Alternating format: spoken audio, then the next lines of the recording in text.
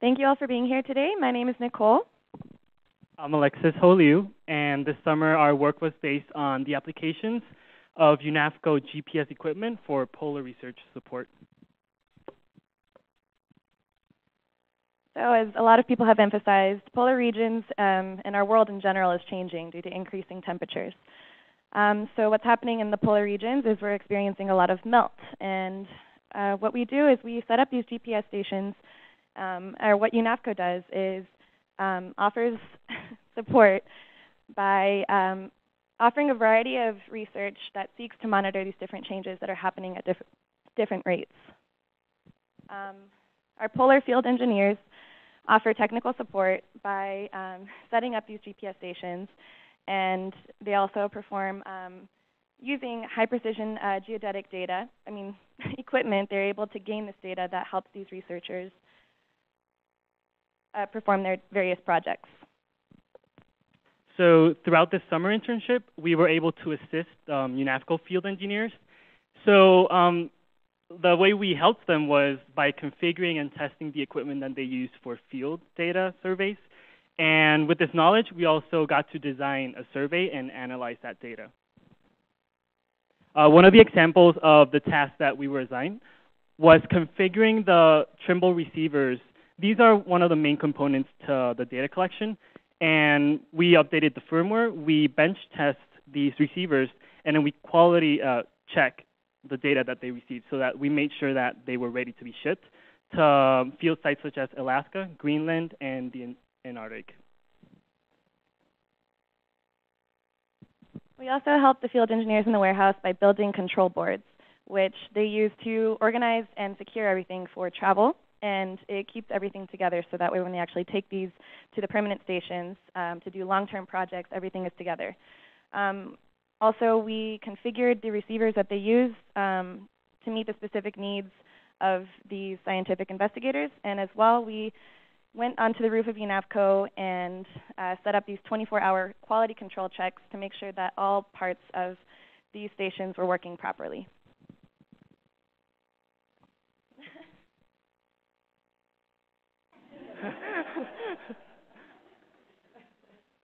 All right. So with this knowledge and working with the equipment, we became pretty familiar with them. And so this comes for our designing this survey, and we were basing this on two concepts, differential GPS, and with this comes post-processing kinematic, which we will explain in the next few slides. So differential GPS involves two receivers. One is stationary in our known location, and the other is our roving receiver, which is moving. So we use the base station as a reference point to compare because they're actually receiving the satellite signal, and because they're both receiving the same signal from the same satellites, we are able to, eliminate the error because we can see it both in the base station and the roving station. And we are able to find a true point location by comparing the data that's coming into the rover and compare that with the known location that is at the stationary receiver. And so post-processing kinematic is an application sort of for differential GPS. So let's try to break this up into two parts. So we have post-processing and kinematic. The word kinematic suggests motion, and as Nicole mentioned, one of the receivers is a rover. And what this rover does is that it collects points at a set interval, and for our survey, we set it as a 1 second interval. And these points simulate what the rover does. Now, the post-processing aspect to this, same as connected dots, something we're pretty familiar with when coloring books. Post-processing allows us to connect these data points into a line segment. Now, with this same concept, we can observe changing geologic features, in this case, a glacier. So our site was St. Mary's. It is located in the Arapahoe National Forest in the city of Idaho Springs here in Colorado. And as you can see, here we have Boulder, where we are located. It's like an hour and a half drive from here. Let's look at it here. in the Eastern Rockies. This is a panoramic shot of our site.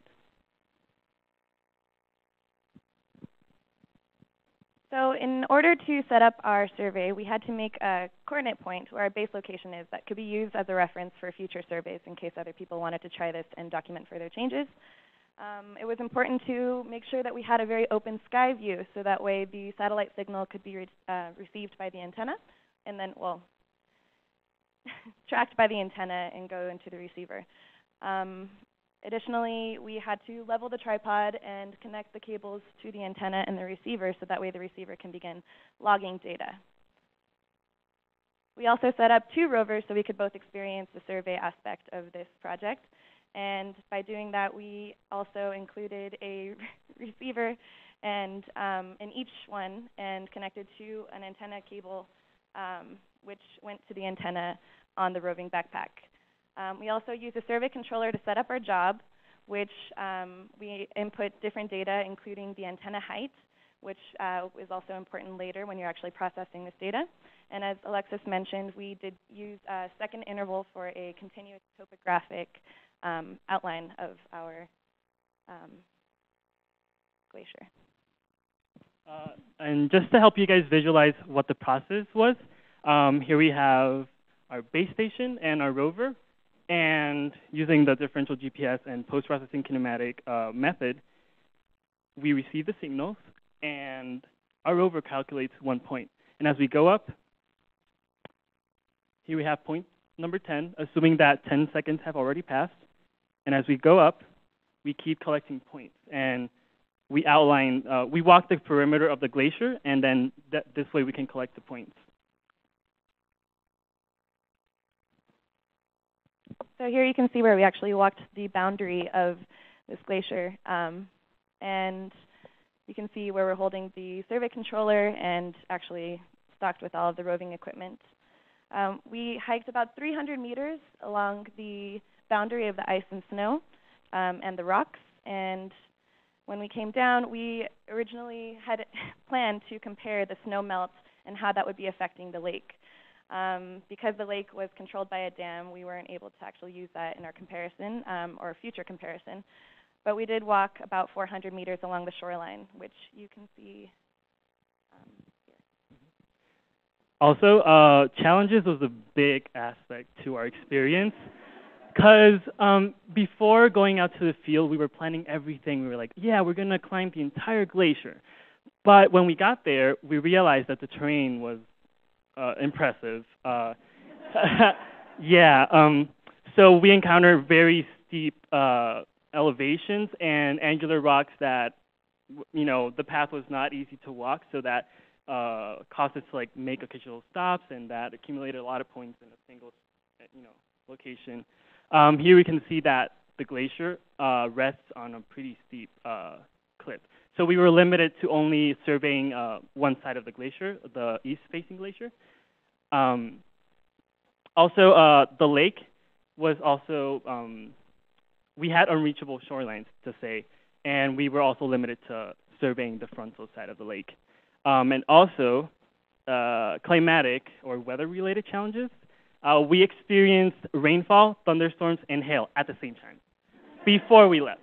So how this affected was us, the thunderstorms, while we were climbing the glacier, these heavy clouds were approaching us. So we had to cancel our survey because our roving backpacks have antennas attached to them. So it's pretty obvious that we did not want to die. We had to return to UNAVCO. So we had to cancel our survey, so we didn't really get a full outline of the glacier. But we did get some data. Yeah, and also the rainfall combined, there was a period of time where we lost signal from the receivers, so we had to wait till that ended, or yeah, in order to gain signal again. Initialization, yeah. Yeah. So once we returned to UNAVCO and tried the post part of the processing of the data, we imported our information using Trimble Business Center, and we were able to identify the points that we had made using the base as a reference point again. And we were able to create an outline, which was later imported into a map layer onto ArcGIS. And this showed our actual outline that we walked. So it's about 300 perimeters along the east slope of the glacier and about 400 perimeters around the lake shoreline. So once we imported the data files as a map layer to ArcGIS, ArcMap, we were able to observe the offset. This satellite imagery we obtained was from July 2014. So it was a really good date to have because our survey was July 2015. Here we can see a close-up of our survey here. This represents the 2014 glacier. And we can observe an offset here with our 2015 data. Using a ruler tool on ArcMap, we could calculate a lot of the distances, and we came up with an average.